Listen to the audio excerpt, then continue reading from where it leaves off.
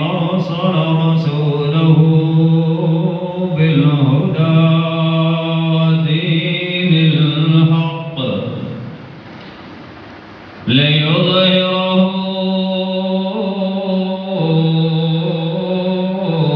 على الدين كله وكفى بالله شهيدا.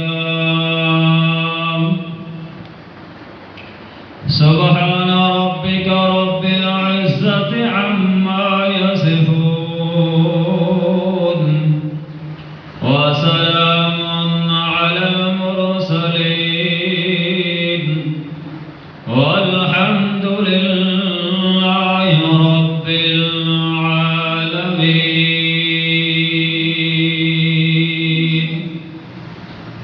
إن الله وملائكته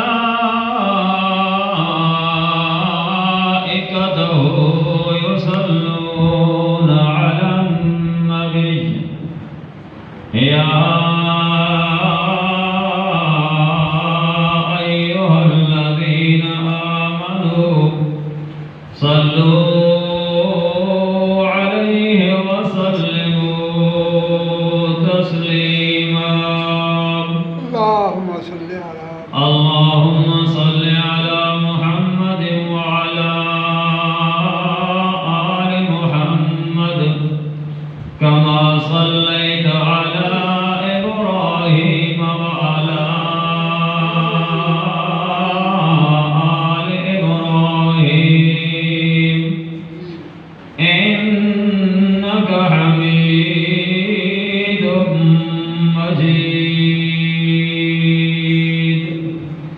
اللهم بارك على محمد وعلى آل محمد كما باركت على إبراهيم وعلى آل إبراهيم إنك حميد مجيد.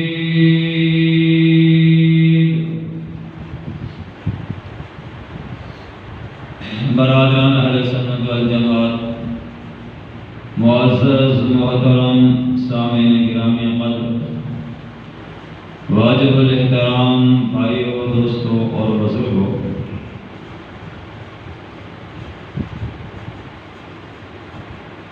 میں نے آپ کے سامنے قرآن مجید فرقان حمید میں سے ایک آیت کریمہ تلاوت کی ہے.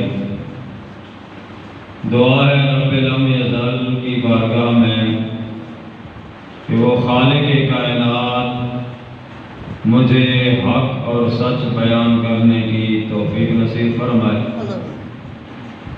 اس کے بعد مجھے اور آپ کو اس پر عمل پیرا ہونے کی توفیق نصیب فرمائے.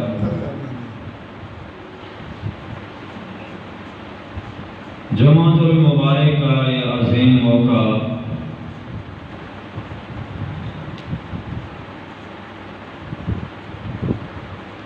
اس پر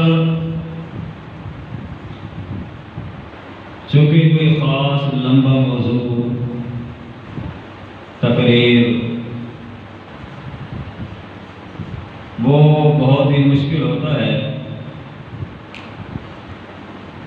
دو چار باتیں آپ حضرات کے سامنے عرض کرنی ہیں. دعا ہے کہ اللہ ہم سب کو سمجھنے کی توفیق نصیب فرمائے. جس آیت کریمہ کا میں نے سہارا لیا ہے اس آیت کریمہ کے اندر خالق کائنات فرماتے ہیں هو الذی ارسل رسولہ بالہدی. اللہ تعالیٰ اپنی اس کتاب مقدس میں فرماتے ہیں وہی ہے بھیجا اپنا رسول سیدھی راہ پر. ودین الحق، اور دین حق پر، لیظہرہ علی الدین کلہ، تاکہ اوپر رکھے اس کو ہر دین سے، وکفا باللہ شہیدا، اور کافی ہے اللہ تعالی ثابت کرنے کے لیے، کافی ہے اللہ تعالی حق ثابت کرنے کے لیے، وکفا باللہ شہیدا۔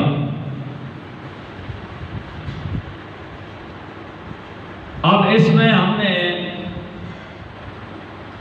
چونکہ میں نے جس طرح پہلے بھی کئی مرتبہ عرض کیا ہے کہ قرآن مقدس ایک سمندر ہے، اور جب آدمی سمندر کے اندر غوطہ لگاتا ہے، سمندر کے اندر ڈبوکی لگاتا ہے، تو اس آدمی کو بہت سارے ہیرے جواہرات ملتے ہیں، لیکن آج دن تک کوئی آدمی یہ دعویٰ نہیں کر سکتا کہ ہم نے سمندر کے اندر کے سارے ہیرے جواہرات نکال لیے ہیں، ختم کر لیے ہیں۔ ایسا دعویٰ آج دن تک کسی نے نہ کیا ہے اور نہ کوئی کر سکتا ہے۔ اسی طریقہ سے قرآن مقدس کے اس سمندر سے ہیرے اور جواہرات، موتی 1400 سال سے علماء مفسرین چنتے آ رہے ہیں، لیکن یہ اتنا گہرا سمندر ہے اور ہیرے جواہرات کے اتنے خزانے ہیں کہ ان کو آج دن تک کوئی آدمی یہ نہیں کہہ سکتا کہ قرآن کے اس سمندر کے تمام ہیرے جواہرات چن لیے ہیں۔ آدمی جتنی بھی اس کی تحقیق کرے گا، جتنا بھی اس کی گہرائی کے اندر جائے گا، تو اس کو اتنے زیادہ ہیرے جواہرات ملیں گے، اتنے موتی اس کو ملیں گے۔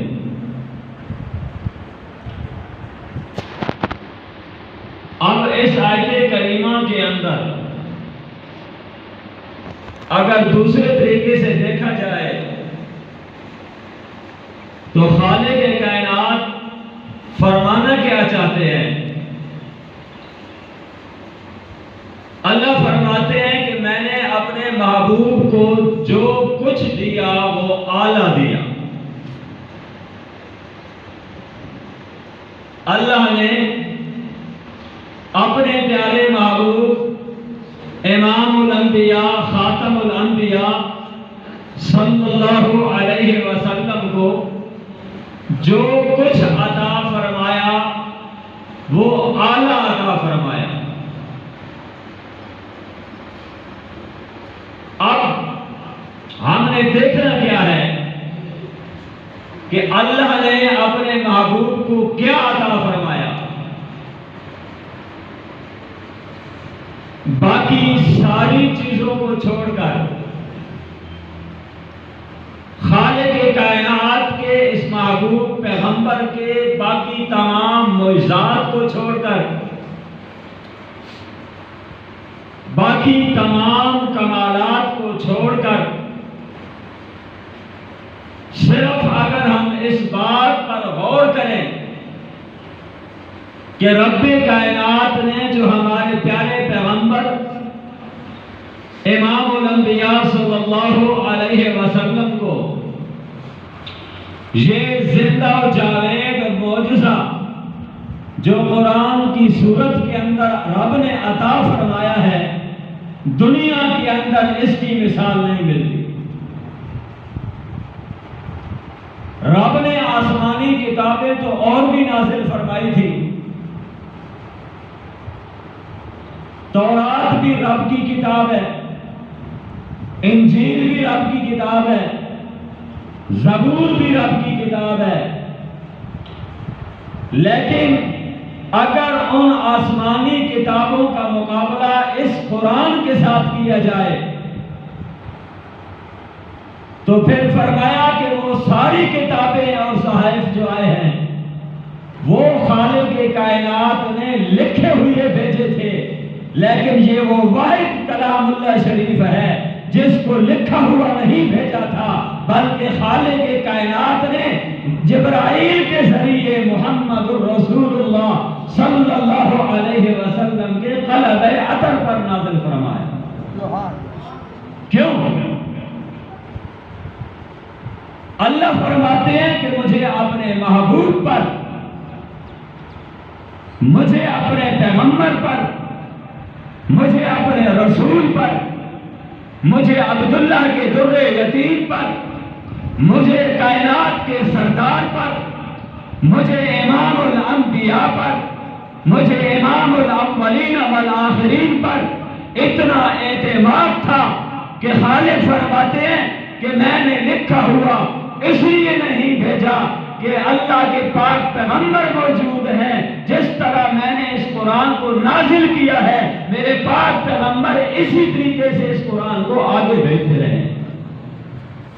اور پھر یوں ہی ہوا، رب کو اپنے محبوب پر اعتماد تھا تو اللہ نے قرآن کو اپنے محبوب کے قلب اطہر پہ اتارا۔ آگے پھر اللہ کے پاک پیغمبر کو اپنے اشاروں پر، اپنے جانشاروں پر، اپنے سپاہیوں پر، اپنے جانباز ساتھیوں پر، اپنے غلاموں پر، اپنے صحابہ پر اتنا اعتماد تھا کہ رب کے پیارے پیغمبر نے بھی جب یہ قرآن صحابہ کو عطا فرمایا تو لکھا ہوا نہیں دیا تھا، یہ قرآن لکھا ہوا نہیں دیا تھا۔ درود شریف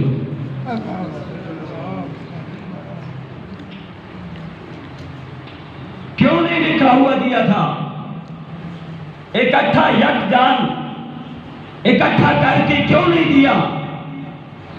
اس لیے کہ مصطفیٰ کو بھی اپنے یاروں پر اعتماد تھا، مصطفیٰ کو بھی اپنے سپاہیوں پر، اپنے صحابہ پر اعتماد تھا کہ جس طریقہ سے میں اپنے صحابہ کو یہ قرآن سنا رہا ہوں، بتلا رہا ہوں، میرے صحابہ اس قرآن کے اندر رد و بدل نہیں کریں۔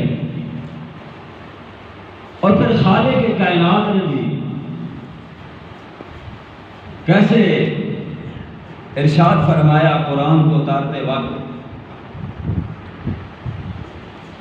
اللہ کے پیارے پیغمبر امام الانبیاء صلی اللہ علیہ وسلم جب جبرائیل علیہ السلام قرآن مقدس کو لے کر اللہ کے پاک پیغمبر امام الانبیاء صلی اللہ علیہ وسلم کے پاس تشریف لائے اور آ کر اللہ کا قرآن سنایا، تو اب چونکہ اللہ کے پاک پیغمبر کو خالق کائنات کا وہ پیغام جو اللہ نے قرآن کی شکل میں آپ پر نازل فرمایا تھا، وہ اللہ کے پاک پیغمبر تو اپنی امت تک بے عین ہی اسی طریقہ سے پہنچانا چاہتے تھے۔ ان کا خیال یہ تھا کہ کہیں ایسا نہ ہو کہ میرے پاس جو اللہ کا پیغام آ رہا ہے، میں اس پیغام کے اندر مجھ سے بھول ہو جائے اور مجھ سے کوئی چھوٹ ہو جائے، کوئی جملہ مجھ سے رہ جائے اور میں خالق کائنات کا پیغام صحیح طریقے سے آگے نہ پہنچا سکوں۔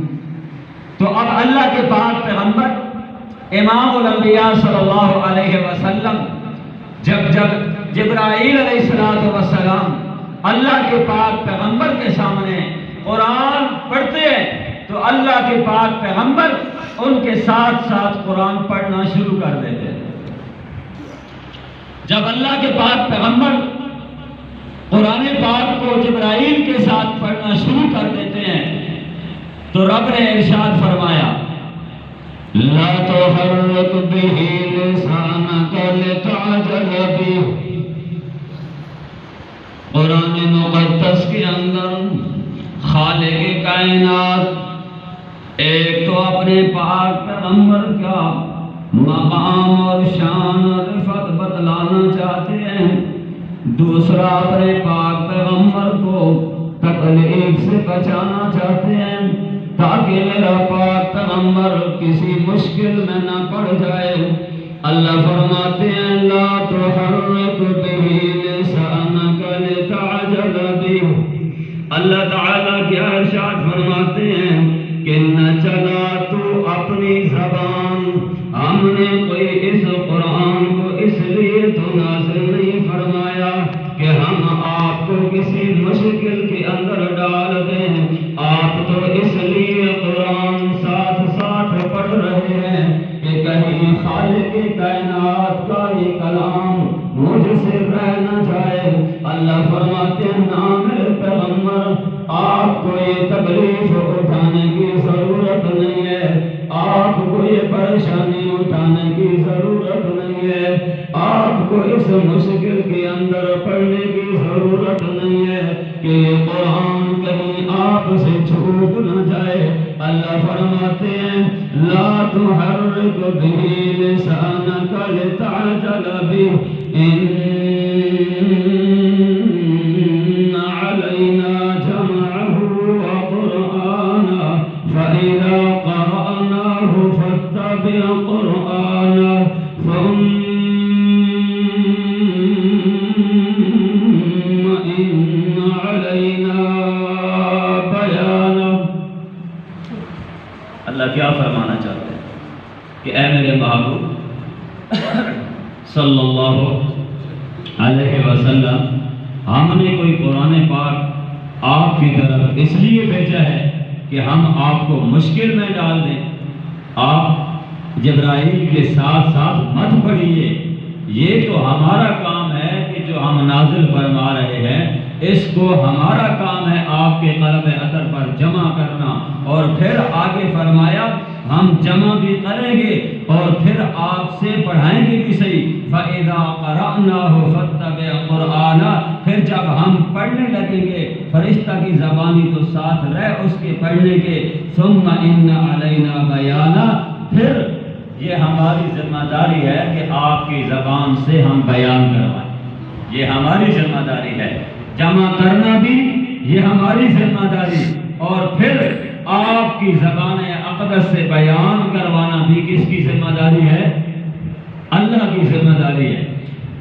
اب ذرا تھوڑا سا غور کریں، جب خالق کائنات نے اپنے پیارے پیغمبر کے سینے اطہر کے اندر قرآن مقدس کو جمع فرمایا، تو اب جب بیان کرنے کی باری آئی تو اب اللہ کے پاک پیغمبر لوگوں کو قرآن سناتے ہیں اور ساتھ یہ بتلاتے ہیں یا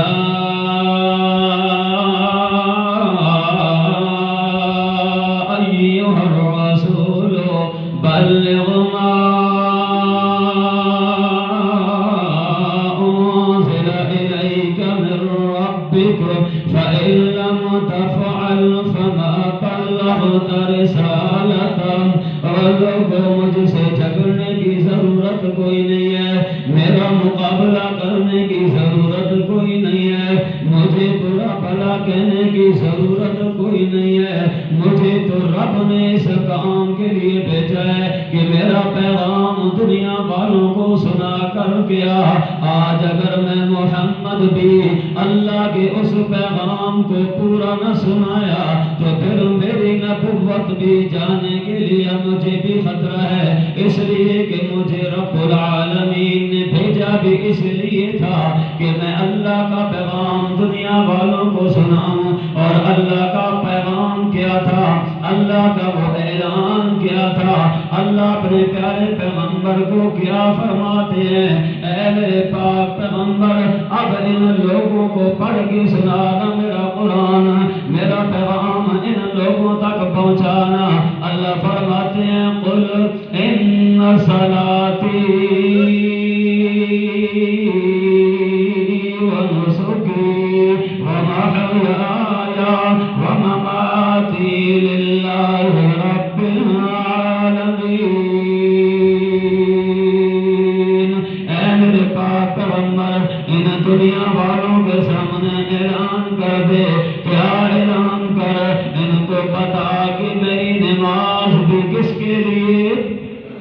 میری نماز کس واسطے؟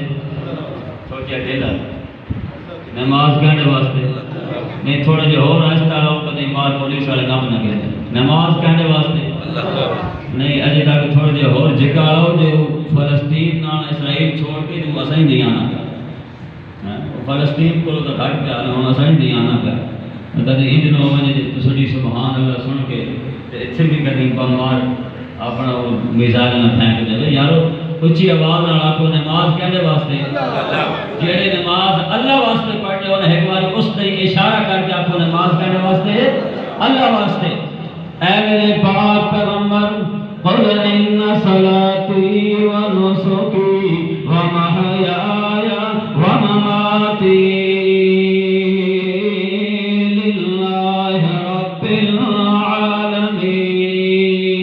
العالمین.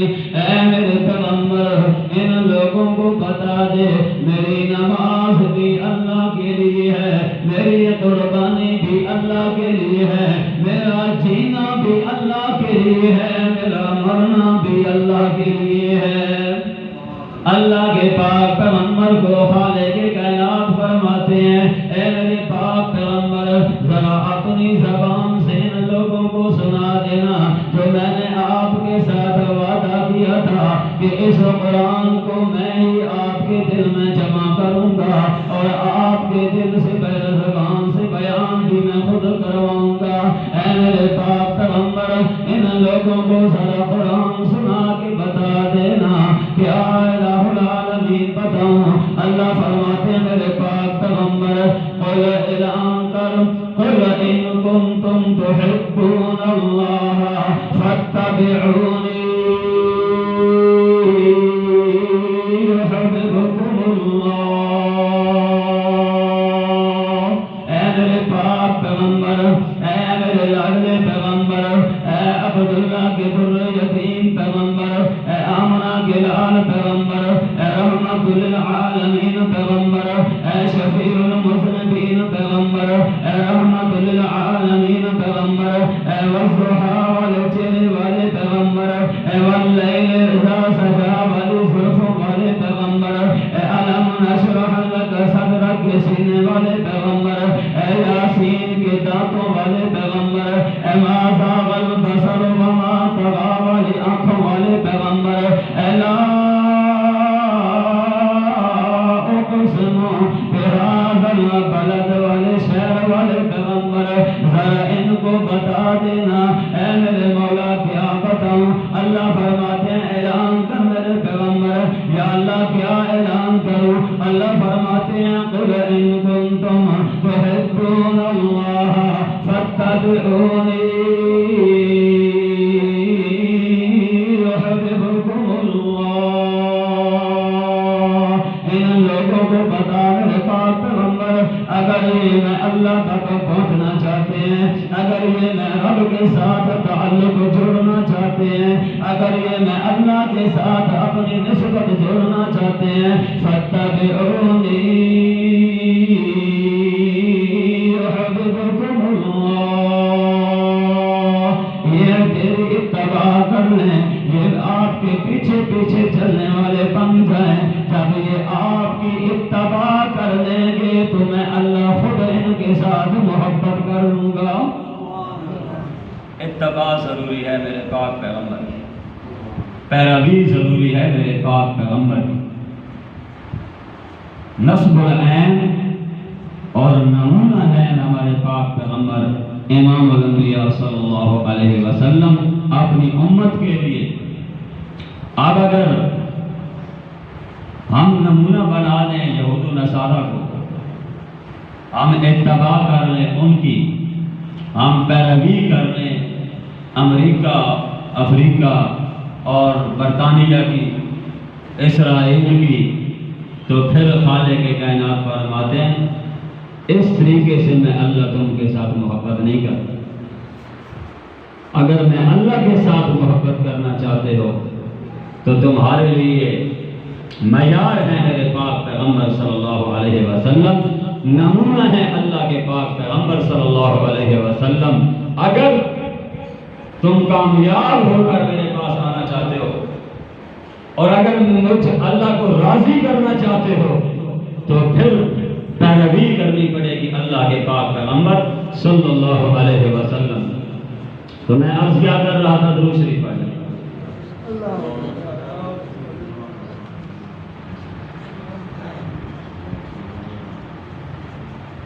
افضل خان صاحب، یہ جڑا میں وقت پانی 2-3 گلاس چھک پہ نا، یہ صرف تسا نمازی دی کمزوری نہیں کرے. اگر تسی سپیکر تے صحیح لاؤ نا تو میں بغیر پانی پیتے جڑا ہوگا اپنا گھنٹہ پورا کر سکتا ہوں. ادھا گھنٹہ جناب پانی پی لینا، ادھا گھنٹہ بیان کریں، اور وہ بھی گلا جناب ہوں اتنے خشک ہو گئے ہیں کہ آدمی گل بھی نہیں کر سکتا. یہ ساری بیماری سپیکر نہیں. اور شکر ہے یہ بھی ڈبہ پہ ہے میرے مدرسے، یہ میں اپنے مدرسے جو کہنے کے آگے لیکن یہ میں اتوں آنا. شکر ہے یہ بھی پہ ہے، 5-10 سال ہو گئے نسا کے دے رہے بھی کوئی نہ کوئی. چلو تو سمجھ آوے نہ آوے، ماں پتہ لگنا پہ آوے میں بولنا نہ پہ تو بھی شک سمجھ نہ آوے. جی ماں پتہ آوے تو سمجھ آئی بھی صحیح، تو کہڑا عمل کرنا تو ستا بات آنا. استاد جی وہابی چھک مڑ کے جی کچھ تو اپنا استاد جی وہابی مانگی یہاں کی کہڑی گل ہے؟ یہ وہابی بھی کوئی بندے ہونا، وہابی کوئی بندے ہونا، لہٰذا آسان استاد آخر رہا.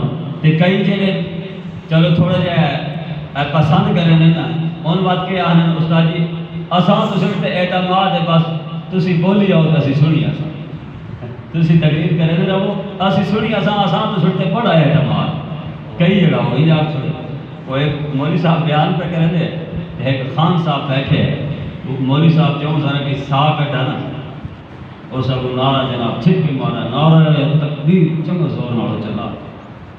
مولوی صاحب بڑے خوش ہے، چلو کوئی ایک تو ایوے نا جیسا سمجھ آنی پہ، کوئی ایک تو ایوے جیسا سمجھ آنی پہ. مولوی صاحب اس کو پوچھا بھائی یار تو بڑے نعرے سارے مارے نہیں، بڑے اچھا جناب تو واہ واہ کی تھی، وہ گل بھی سمجھ آئی ہے.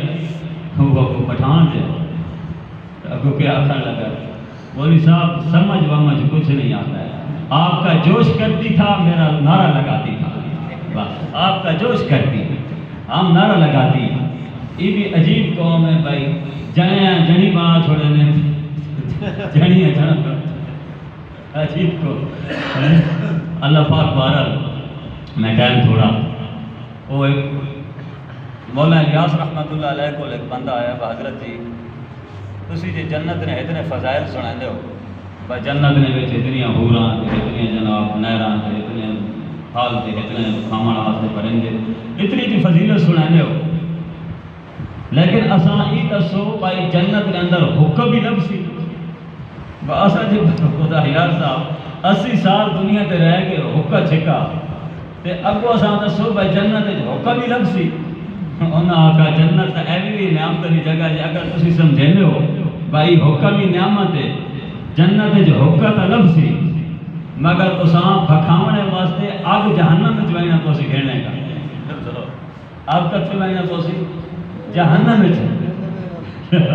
اگو بات پٹھانا بھی آکھا پوچھا اگر ہمیں نسوار جنت میں نہیں ملے گا تو ہم جنت میں نہیں جائیں گے. لہذا پھر اس طرح نہ ہونا کہ آدمی بات کرتا رہے، قرآن پڑھ پڑھ کر سناتا رہے اور آدمی ایک کام سے سنے دوسرے سے نکال دے، یا پھر آخر میں یہ تبصرہ کر لے کہ بس یہ وہابی ہے، آخر میں یہ تبصرہ کر لے. مجھے ایک بندے نے کہا کہ آپ کی بات نہیں کر رہا ہوں کسی اور کی کر رہا ہوں.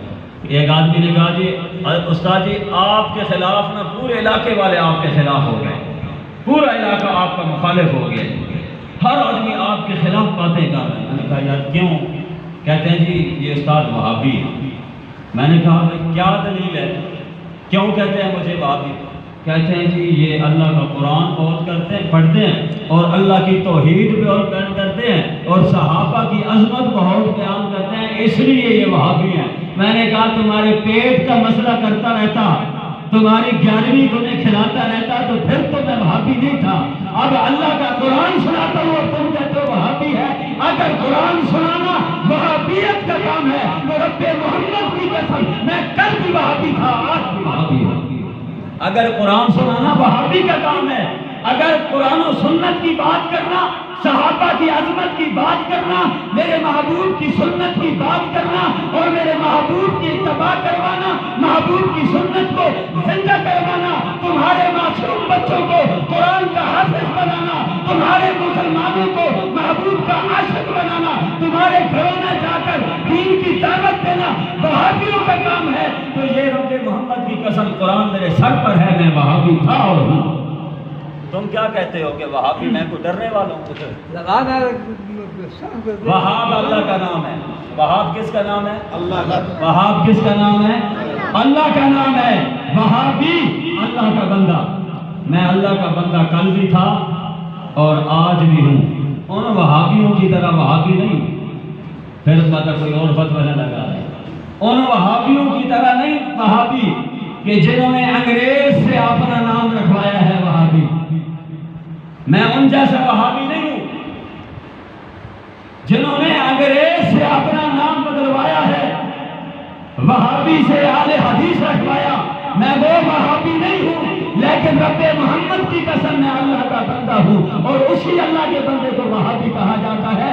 اور یہ میرا زندگی کا منشور ہے، یہ زندگی کا دستور ہے، یہ زندگی کا مشن ہے۔ جب تک جسم میں جان ہے اس وقت تک رب کے قربان، رب کے قرآن پر قربان ہے۔ جب تک جسم میں جان ہے رب کے قرآن کے قربان ہے، جب تک جسم میں خون ہے محبوب کی ناموس کے لیے قربان ہے۔ یہ اس بات سے ہم بات نہ پہلے آئے ہیں نہ پھر آ سکتے ہیں، اس لیے نہیں آتے۔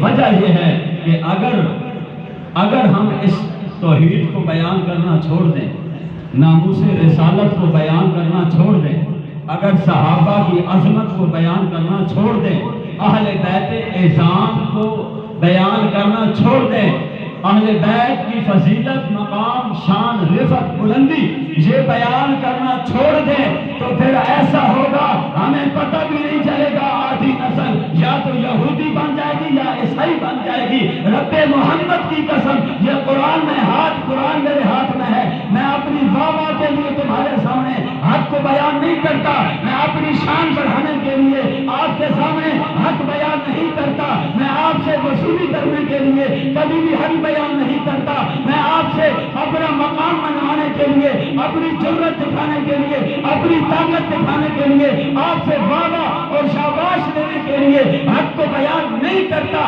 رب محمد کی قسم ہے، آل حق کا یہ وسیلہ ہے، وہ برتن کو کٹوا سکتے ہیں لیکن حق بیان کرنے سے باز نہیں آ سکتے۔ اور میرا بھی یہ منصور ہے کہ جب تک زندہ ہوں انشاءاللہ حق بیان کرتا رہوں گا، اور حق ہے بھی یہی، حق ہے بھی یہی۔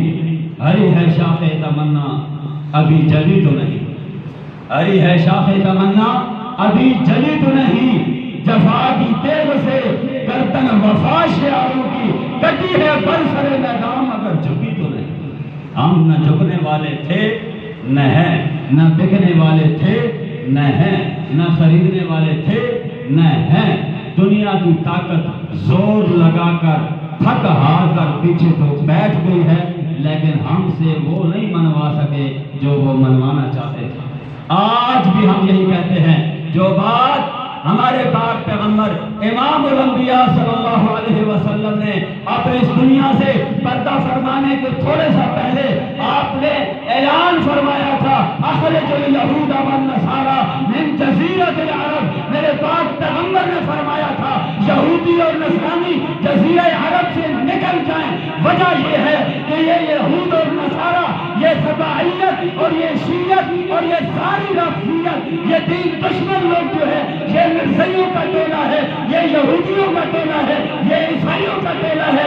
ان کا مقصد اور مشن ایک ہے کہ ہم مسلمانوں کو نشت و نابود کر ڈالیں، ہم مسلمانوں کو کیا کر ڈالیں؟ مٹا ڈالیں۔ لیکن میرے پاک پیغمبر نے ہمیں سبق دیا تھا کہ ان کو تو نکال دینا ہے، خود نہیں نکلنا۔ کیا فرمایا تھا؟ اخرج الیہود والنصارى من جزیرۃ العرب، ان یہود اور نصرانیوں کو جزیرہ عرب سے کیا کرو؟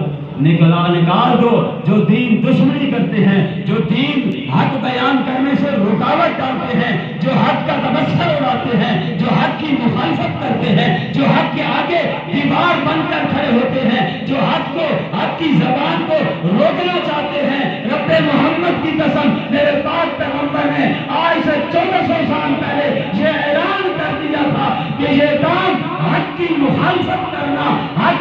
کے خلاف زبان درازی کرنا، حق والوں کے خلاف دیواریں کھڑی کرنا، یہ اس وقت بھی یہودیوں کا کام تھا اور آج بھی یہودیوں کا کام ہے، مسلمانوں کا کام نہیں ہے۔ آپ سے التجا اتنی ہے، ہمارے قریب فلسطین کے اندر جو حالات ہو رہے ہیں وہ آپ کے سامنے ہیں۔ فلسطین کے اندر جو ظلم و تشدد ہو رہا ہے وہ آپ کے سامنے، آپ حضرات اخبار پڑھتے ہیں، ٹی وی میں خبریں دیکھتے ہیں، ریڈیو سے سنتے ہیں، آج کل ہر بندے کے ہاتھ میں موبائل ہے، وہ یہ دیکھ رہا ہے کہ فلسطین کے مسلمانوں پر کیا ظلم ہو رہا ہے۔ اب ہم سارے نہ وہاں پہ پہنچ سکتے ہیں، نہ ہمارے پاس اتنی طاقت ہے، لیکن ہم کم از کم ان کے حق میں احتجاج تو کر سکتے ہیں۔ اسرائیل کے خلاف جلوس تو نکال سکتے ہیں، ان کے خلاف ریلی تو نکال سکتے ہیں۔ اپنے فلسطین بھائیوں کا دکھ بانٹنے کے لیے ہم ان کے حق میں اسرائیل کو یہ تو بتا سکتے ہیں کہ ابھی غیرت مسلم زندہ ہے۔ ہم یہ تو کہہ سکتے ہیں کہ ابھی غیرت مسلم زندہ ہے، تم یہ مت سمجھنا کہ مسلمان مٹ چکے ہیں۔ اتنی بات تو کہنے کے لیے، فلسطین بھائیوں کی حمایت کے لیے اور ان کے ساتھ شانہ بشانہ کھڑا رہنے کے لیے، عہد و پیمان کرنے کے لیے آج ہم نے اپنے اس شہر کھوڑا کے اندر احتجاج رکھا ہے۔